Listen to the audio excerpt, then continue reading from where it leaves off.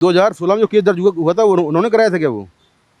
2016 में जो केस हुआ था ये उन्होंने कराया हुआ था। ये केस टोटल 2.5 साल चला था। ढाई अच्छा। साल के बाद पुलिस की तरफ से इनकी पटियाला कोर्ट में जो है बयानबाजी भी हुई थी। अच्छा। बट कोई पॉजिटिव रिस्पांस ना मिलने की वजह से थक हार के मतलब पेरेंट्स और वो बच्चे जो है उसके बाद उन्होंने कोई भी इस पे आगे कार्रवाई नहीं की है। हालांकि जब से केस थोड़ा सा हाईलाइट हुआ है उसके बाद से वसंत कुंज थाने से कई बार फोन आ चुके हैं विक्टिम के परिवार के पास, उनके फादर के पास, जिनसे बोला जा रहा है कि नहीं आप वसंत कुंज आइए, हम आपके सारे जो भी एसेट्स हैं वो हमको वापस देते हैं, और ऐसा ऐसा करके उनको अप्रोच करके बुलाया जा रहा है। तो उस समय जो आपने एफआईआर करवाई थी उस एफआईआर में क्या एलिगेशन थे, क्या लिखवाया था, क्या कुछ हो रहा था आश्रम में? देखिए आश्रम में बेसिकली ये होता था कि हर एक क्या नाम है, हर एक बैच में से कुछ बच्चों को शॉर्टलिस्ट किया जाता था, और उसके बाद जो उनके फीमेल स्टाफ हुआ करते थे उस कॉलेज की, वो लोग आगे चल के उनसे बात करते थे, इनको अप्रोच करते थे लड़कियों को, और उनको लेके फिर बोला जाता था आपको स्वामी जी से मिलना है। तो स्वामी जी अपने पास बुलाते थे, उनको शुरुआत में अच्छी अच्छी बढ़िया बढ़िया बातें बताते थे कि आपको फॉरेन ट्रिप मिलेगी, आपको डोमेस्टिक ट्रिप मिलेगी, आपको जो है इंटर्न से बाहर कराई जाएगी, आपका प्लेसमेंट अच्छा होगा, अच्छी कंपनी में एमएनसी में हम आपकी जॉब लगवाएंगे, आपको किसी चीज के लिए सोचना नहीं पड़ेगा, आपका फ्यूचर बन जाएगा। इस तरह की चीजें, लुभावनी चीजें उनको बताई जाती थी, दी जाती थी, जिसके चलते लोग शुरुआत में तो उनकी बातों में आ जाते थे, बट जब उनको हकीकत पता लगती थी तो वहां पे कुछ और ही होता था।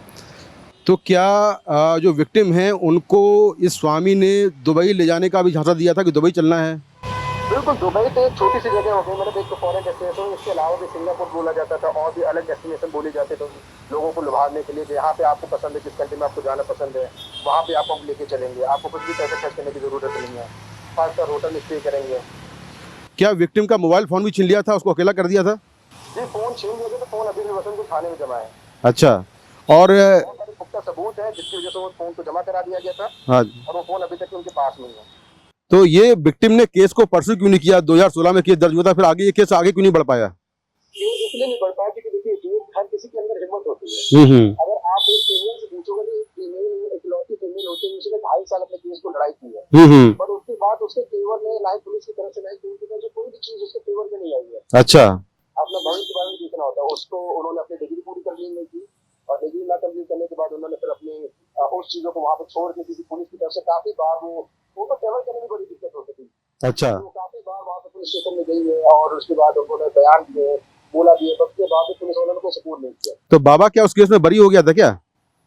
बड़ी तो तब होगा ना जब बाबा को पकड़ा जाएगा, या अच्छा। बाबा के ऊपर कोई ऐसा मुकदमा बनाया जाएगा। अच्छा। जब केस अगर रजिस्टर्ड हुआ, एफआईआर हुई, उसके बाद कोई एक्शन लिया ही नहीं गया है, हम्म। क्यों पैसे की दर जो चीजें होती थी। Okay okay okay. तो अभी अभी अभी आप क्या इंसाफ की मांग करते हैं, क्या चाहते हैं आप? मैं तो चाहता हूँ कि ऐसे इंसान को सख्त से सख्त कार्रवाई दी जाए, और ये जो गलतियां, मतलब ये जो चीजें हुई है, ये किसी और के साथ ना हो, क्योंकि देखिए शिक्षा का विद्यालय में अगर इस तरह की चीजें हो रही है, और एक अपने आप को जो मौन बता रहा है, जो साधु बता रहा है, जो संत बता रहा है, तो वो इस तरह की चीजें कर रहा है, तो हमारे जैसे हिंदू लोगों को या हमारे जैसे स्टूडेंट को उन पर भरोसा कैसे रहेगा, या आप कैसे शिक्षा लेने जाएंगे वहाँ पे? जी। या जिसको खुद का ही डर रहेगा कि नहीं मेरे सारी मार्कशीट जमा है, मेरे सारे डॉक्यूमेंट जमा है, मेरी डिग्री कंप्लीट नहीं हो रही है, हमारे पैसे भी बर्बाद हो रहे हैं, तो हम कहीं पे भी अपने बच्चों को पढ़ने के लिए कैसे भेजेंगे? ठीक बात है। एनडीटीवी से बात करने के लिए बहुत बहुत शुक्रिया। तो ये वो शख्स हैं जो कि 2016 की विक्टिम हैं, उनके ये रिलेटिव हैं, और ये बता रहे हैं कि किस तरह से छात्रा को परेशान किया गया, और इसी केस में 2.5 साल बाद जो है बाबा का कुछ नहीं हुआ और ये मामला खत्म हो गया।